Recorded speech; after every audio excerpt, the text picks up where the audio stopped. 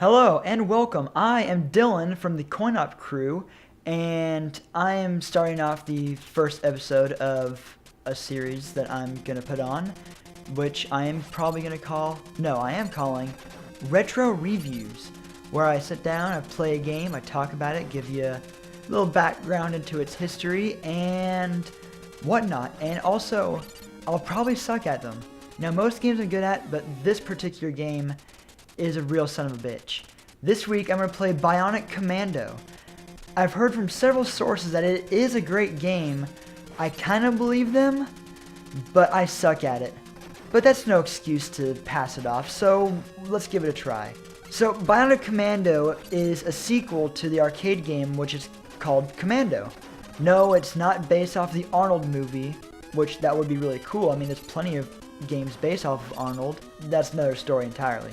Also, this game, the home port of Bionic Commando, is actually a remake of the arcade game that's also called Bionic Commando. So right now we're playing a remake to a game that is a sequel to another game. But around that point in time, like, that wasn't uncommon to see. Like, when you look at arcade games and then the home ports, sometimes they're drastically different, either for the good or the bad. So Bionic Commando was a game designed by Capcom, and it was released in 1988, which I personally consider to be the greatest year of gaming in the 80s for Nintendo, due to the releases of that year. Primarily Super Mario Bros. 2, what else came out in 80? Oh yeah, Master Blaster, or Blaster Master, whichever way the title is. I always get it confused, and I'm sure other people out there do. It's a great game. Castlevania 2, Simon's Quest. Not as good as the first and third one, but still an okay game in its own right. What else?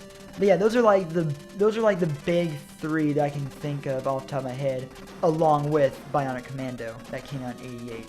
The original title to this game has a fun history.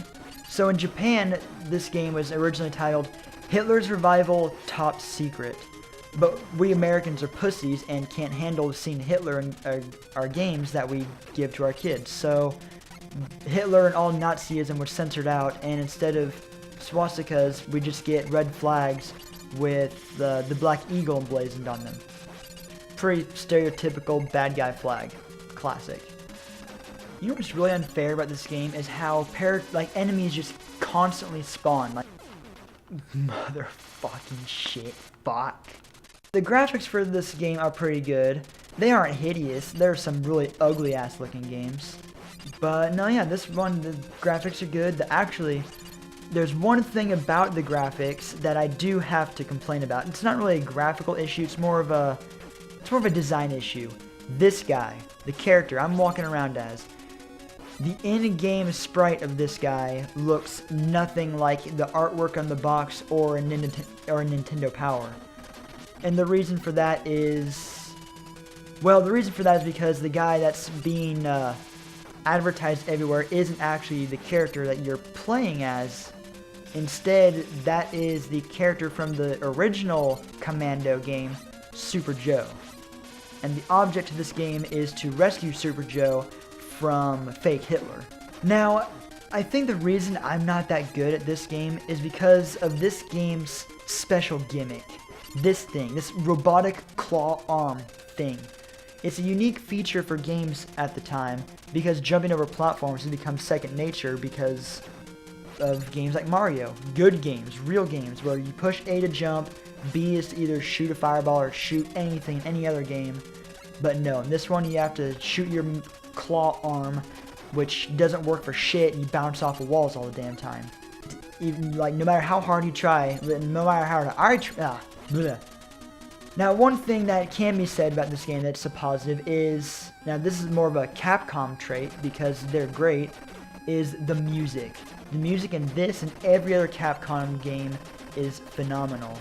The game de facto starts out with that, it's like a little drummer boy beat. Like, it lets you know you're getting ready for some sick ass military shit. And then once it starts going, it just kicks into that classic 80s 8-bit synth music, letting you know that your adventure is about to begin. You're gonna rescue the world and kill Hitler, except for me, because I fucking suck. Goddamn piece of fucking shit. Well, anyways, it might be a good game, but how much fun can one have if they can't proceed past the first level, or cheat and bounce around to the levels and still get nowhere in them? But in all honesty, I've only owned this game for like not even a year. I haven't got that much practice or experience with it. So my verdict is to just try it out for yourself, see how you like it, see if you can get anywhere further than I. And yeah, so tune in next time and I'll power through another gem from the past. This is DK or Dylan from the CoinOp crew, signing off.